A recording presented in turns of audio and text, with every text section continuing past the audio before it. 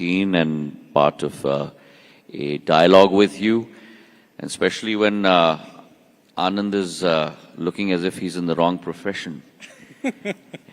I mean, your turnout is impeccable, if I may say so. So, sir, congratulations. And, sir, I've tried to emulate you. See, in plain white, he looks so dapper, so I had to go flashing red, didn't I? First up, your thoughts on Esther's performance, and as Minister for the Northeast, is Northeast connecting with the rest of Bharat as it should have over the last many decades, at least in the recent times? Is it happening? Let's start from there. So we saw the unbelievable potential of our youth, and I'm not going to attribute it to a particular region. Esther is one of our, I believe, one of our Navratnas of our country. And you have this potential across the length and breadth of our land. As Sonal and Zaka were mentioning in their opening remarks, it's youth that brings about change. It's youth that brings about transformation. And today in India, we have close to about 70% of India, which is below the age of 35. We're talking about a population of close to 980 million youth in our country. Now that sounds very easy when the words roll out of your mouth, but that's 3 times the population of the United States of America. That's twice the population of combined Europe. That's the potential that India today holds out, not only for the region, but for the world. And within that cosmos, I believe the Northeast presents a very, very important role that part of our country has to play. If you rewind, Anand, about 500 to 1,000 years ago, all trade from the global south would go through the Northeast prior to going into the Middle East and to Europe. And I think we need to revive those capabilities across our country today. Very few people know, but when you fly from, let's say, a Guwahati or an Imphal to a Chennai or to a Mumbai, equidistant is a Thailand or an Indonesia. And that's the circumference that we need to now connect to. Prime Minister Modi in the last 10 years has talked about and ensured the execution of the rise of the Northeast, an area of our country that was always seen as the last frontier. He has transformed into the first frontier of the country. And across infrastructure, if you look at the number of airports, we had 9 airports in the Northeast 10 years ago. 2 states did not even have a single airport, Arunachal Pradesh and Sikkim. Today from 9, we have 17 airports in the Northeast. From close to about 10,000 kilometers of national highways, we have 16,000 kilometers of national highways. From a single waterway, we have close to 20 waterways. Railways are going to connect every state capital over the next year and a half in the Northeast. So infrastructure is all pervasive across the Northeast, and it's on that foundation that you've today seen companies like the Tata Group set up a semiconductor fab nowhere else in the country but in Assam.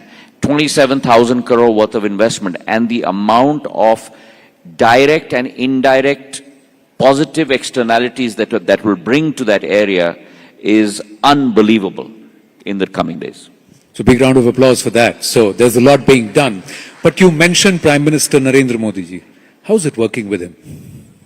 Oh, it's amazing. It's always like as if you're on a treadmill, just trying to keep up. The amount of boundless energy, commitment, dedication, and mind you, Anand, eye for finer detail, crossing the T's, dotting the I's, the ability to be able to connect with every single human being, not only across India, but across the world. To be able to look at not only a mental construct, but an emotional construct. And that capability, I believe, very few leaders today across the world have. I happen to come from a professional background before I entered public service. I used to be an investment banker. And so it was all about being able to deliver on your timelines. And we have today a Prime Minister that makes sure that not only the cabinet, but the government of India delivers on its timelines. And that's why you're seeing the transformation of India. Is it different from how you perceived him to be when you transitioned from the Congress into the BJP? Did you have a perception of PM Modi, and now working with him over the last few years, has it changed? I always have thought that he was a very, and he is a very driven person, a very committed person, a very dedicated person. And one more point I'd like to bring up, Anand, which is very close to my heart, is the revival of India's cultural power. And you're seeing that happen through Prime Minister's perseverance across the board. Whether it's Varanasi, whether it's Ayodhya, Badrinath, Kedarnath in my state, Mahankal Lok, Ujjain's Mahankal, across the board in India, and that has had a reverberating effect in terms of India's culture, rise of India's cultural nationalism again across the world. Integral to Bharat's culture is also the culture of the Northeast. I just quickly want to get your reaction on what Mr. Mohammad Yunus said in Beijing about the Northeast. I think I started with that comment. The Northeast shares 6,000 kilometers of an international boundary.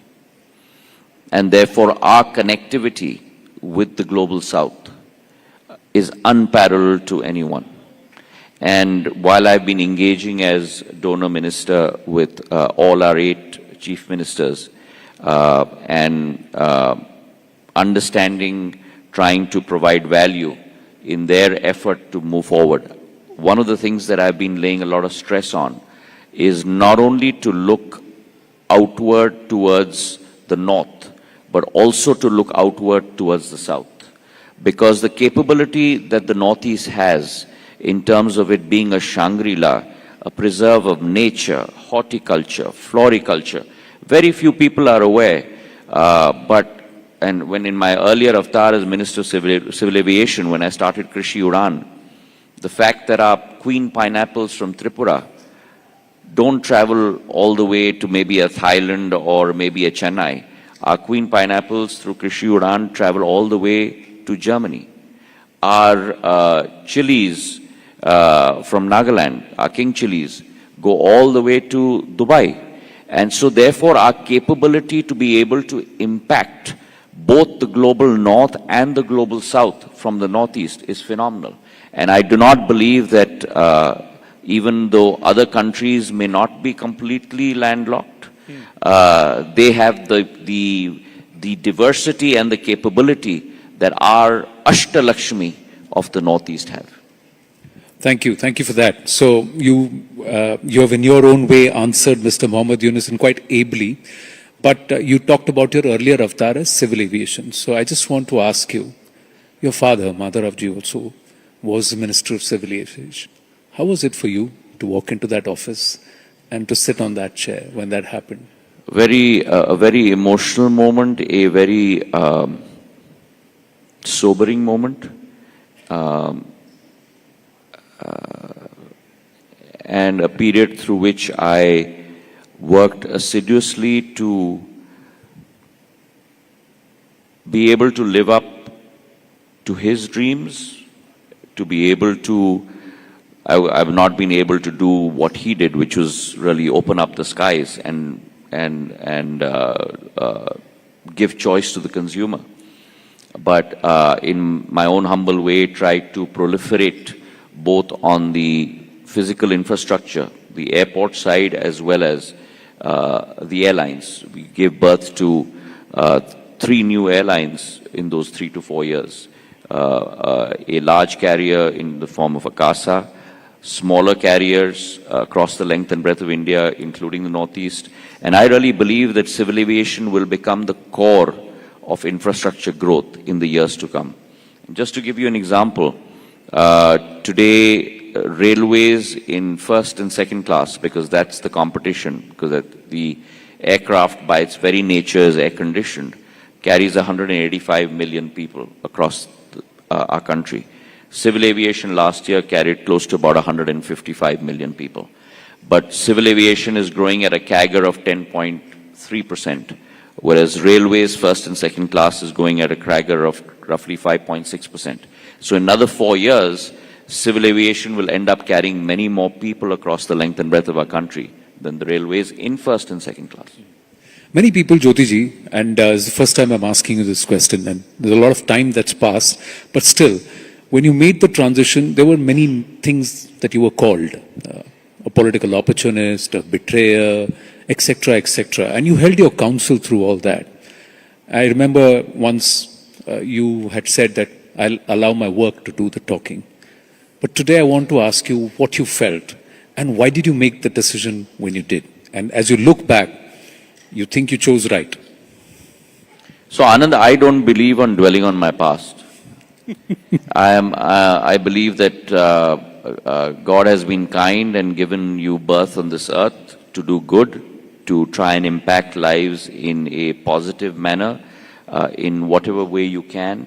And I believe that I have not joined the cause of politics. I believe that I've joined the cause of public service.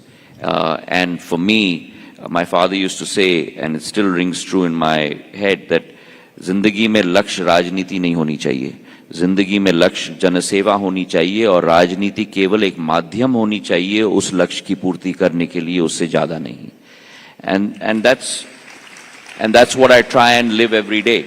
And for me, that journey is of public service. The journey is hopefully to be able to even impact a single person's life. And so I dwell on my present and I dwell on my future. But coming back to the current position, did you feel a lot of it was being done because you came in, you got Minister of Civil Aviation, now you are the Telecom Minister, Communications Head, Dornier Minister of Dornier, your growth in this new political ecosystem? How are people Let me be judged very it? candid. In the Bharatiya Janata Party, your growth is determined on the basis of your performance. Just like your growth would be within TV18. And so you and I are on par. The only difference is I can't look as debonair as you. This gentleman is 54 years old. If you look at him, can you believe it? And he's talking about me looking dapper. So the compliment is right back at you, Jyotiji. The other question is, was politics your first choice? Did it happen No, it because wasn't. you're... No, So it how did that happen? And there are a lot of youngsters here. So I was at, after I graduated from undergrad at Harvard, I was an investment banker for 6 years with Morgan Stanley in New York, in Hong Kong, and then in Mumbai. And then I decided to go back to business school. So I had the good fortune of attending Stanford Business School. And there was a course in there on entrepreneurship. And where you had to form a team and make a business plan.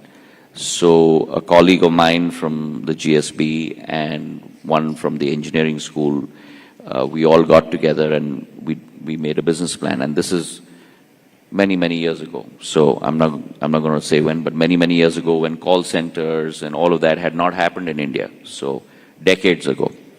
And we thought of doing a NOC, which is a network operating center for a lot of the equipment manufacturing majors in the US, in the Valley, in India.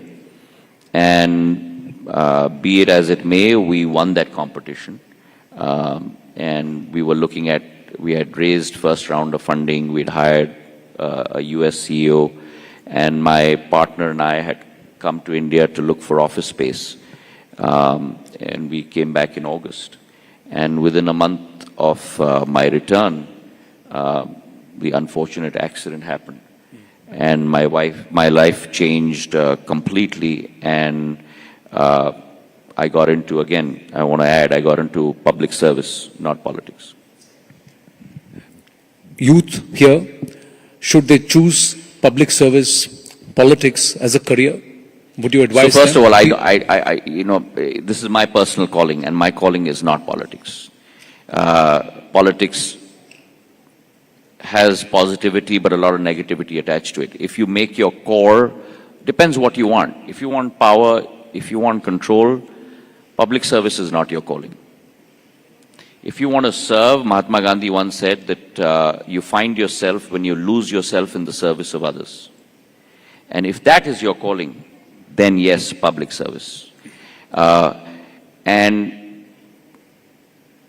a simple thought that always reverberates in my mind is that, खुशी के समय में जब हर एक घर में हर्ष और उल्लास की आवाज गूंज रही हो, अगर आप उस आवाज में मौजूद हो या ना हो, वो महत्वपूर्ण नहीं है, पर दुख के समय में दुख बांटने के लिए सदैव मौजूद होना ये अनिवार्य है. So for me, weddings are optional, but funerals are mandatory.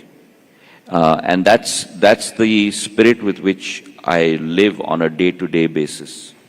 I look at myself every quarter, every 6 months.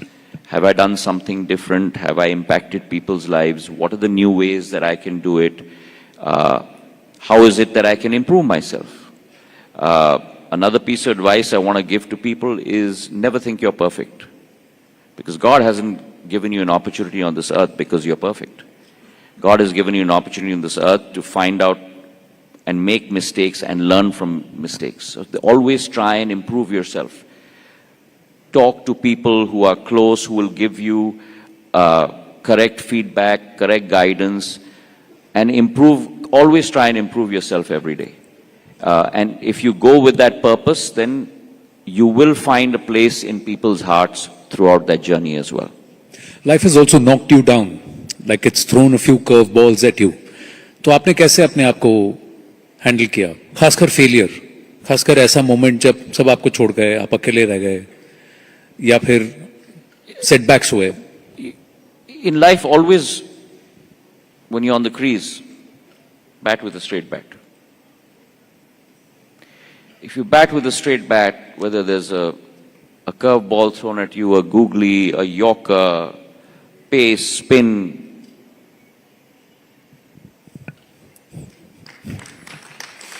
Straight bat. एक प्रश्न है, सबके मन में है, जैसे मैंने आपको. and always be transparent. Ji. If you can do things for someone, great. If you can't, be transparent. Say, भैया, इस वजह से मैं नहीं कर सकता.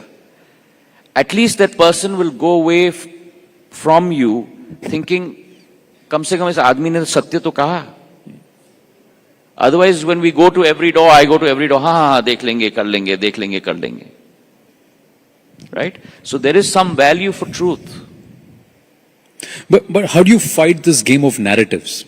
अब वापस ले लीजिए, यूनुस साहब की बात को ले लीजिए. The way he's tried to spin that narrative about the Northeast, about Bharat and about Bangladesh and this whole landlocked thing. हम जो कर रहे हैं वो बात अलग है, but एक narrative. Narrative is about making sure that you lift the reality and lift the truth about the competitive and comparative advantages of your proposition. That's the narrative. And I think that India is, after a very, very long time, been able to set that narrative across the world under the leadership of PM Modi. You think that will hold? You think that will hold, this effort and this approach will hold? I don't think our country today is on a roll. No power in the world will be able to stop our country. We are today close to a $4 trillion economy. We will be a $5 trillion economy by 2028. We'll be a $6 trillion economy by 2030. We're the 5th largest economy in the world. We will be the 3rd largest economy in the world by 2028. That is my unspoken commitment and unspoken confidence in our country. Brilliant. We got very little time. So there's a student who's come here who came up and said he has a question for you. Shubhranshu, where are you? Oh, there he is. धन्यवाद. मंत्री जी से मेरा सवाल ये है कि जो उत्तर पूर्व है और Can you just speak up a little bit? Yeah. And give me your name and what are you studying? I'm Subhranshu. I'm doing my PhD in Jawaharlal Nehru University. I'm from Assam. मंत्री जी से मेरा सवाल ये था कि जो भारत का दूसरा अंश है और उत्तर पूरब है, उसको भावनात्मक रूप से जुड़ने के लिए आपकी मिनिस्ट्री कैसे कदम उठा रही है? जैसे कि हम देख सकते हैं कि पिछले 10 साल में बहुत अच्छे काम हुए हैं नॉर्थ ईस्ट को लेके, और आज एस्टर को जो रिसेप्शन मिला वो उसी का प्रमाण है। लेकिन कहीं ना कहीं आज भी लगता है कि भारत के बहुत अंशों को नॉर्थ ईस्ट के बारे में बहुत कम मालूम है आज भी, और नॉर्थ ईस्ट के लोग भी गर्मजोशी से जो मिलना चाहते हैं भारत के दूसरे लोगों से, वो हो नहीं पा रहे हैं। तो इस मानसिक दूरी को या इमोशनल कनेक्टिविटी को बढ़ाने के लिए आप कैसा कदम लेना चाहेंगे? Very good question. तो मैं मानता हूं कि हृदय को अगर आप जोड़ोगे तो सारे संबंध जुड़ते हैं, और आज बहुत कम लोगों को मालूम है, लेकिन अगर आप आर्थिक दृष्टिकोण से देखो, भारत 7-7.5% घरेलू उत्पादन दर के आधार पे बढ़ रही है, पर उत्तर पूर्वी के 8 राज्य, उसमें एक भी राज्य मैं कम नहीं करूंगा, 8 के 8 राज्य 12 से 14% घरेलू उत्पादन दर से बढ़ रही हैं। उनकी कैगर 12 से 13% है, भारत की कैगर 6.5 से 7.5% है। तो उत्तर पूर्वी राज्य आज भारत की रेल की इंजन बन चुकी हैं, नंबर 1। नंबर 2, हमारी ये कोशिश है और हम लोग इस कार्यक्रम पे शुरुआत कर रहे हैं, जो नौजवान और युवा भी इस कार्यक्रम में उपस्थित हैं। उत्तर पूर्वी के 8 राज्यों, अष्टलक्ष्मी के 8 राज्यों से हम अपने नौजवान विद्यार्थियों को 2 हफ्तों 3 हफ्तों के लिए देश के अनेक विद्यालयों में हम लोग कोर्स कराने जा रहे हैं, और देश के अनेक विद्यालयों से विद्यार्थियों को लेकर उत्तर पूर्वी के कॉलेजों में कोर्स कराने हम लोग जा रहे हैं। तो दोनों तरफ से एक इतिहास को समझने के लिए पढ़ने से नहीं होता, इतिहास को समझने के लिए उसे अनुभव करना पड़ता है, और जो आप जमीन पर चल के अनुभव करते हो वो कभी आप हवाई जहाज से या किताब से पढ़ के कभी अनुभव नहीं कर सकते। इसलिए मैं अपना उदाहरण दूं, मैं दौरा भी उड़न खटोले से या प्लेन से करना पसंद नहीं करता, मैं 600 किलोमीटर गाड़ी से चलता हूं, क्योंकि वहां पग पग पे एक एक व्यक्ति से मुलाकात होती है। और ये अगर जोड़ हम लोग कर लें देश के अंदर का, तो फिर इसका कोई तोड़ नहीं हो सकता। आज पिछले 3 दिन में माधवपुर में मेला चला है, गुजरात में खेड़ में, रुक्मिणी और कृष्णा जी की यूनियन की, और उत्तर पूर्वी से हम लोग ने 320 हमारे आर्टिजन्स को, हस्तशिल्पियों को, हैंडलूम के, उनको हमने गुजरात में भेजा है, ताकि ये यूनियन भी और ये इतिहास का तरंग भी जीवित हम लोग रख पाए। तो इस रिश्ते को ऐसे लॉक कर रहे हैं कि कोई भी और लैंडलॉक करके इसे तोड़ने की कोशिश न करें, तो ऐसा कह रहे हैं ज्योतिरादित्य जी। Well, ladies and gentlemen, Shri Jyotiraditya Scindia, thank you very, very much, sir. Thank you. Big round of applause. Thank you.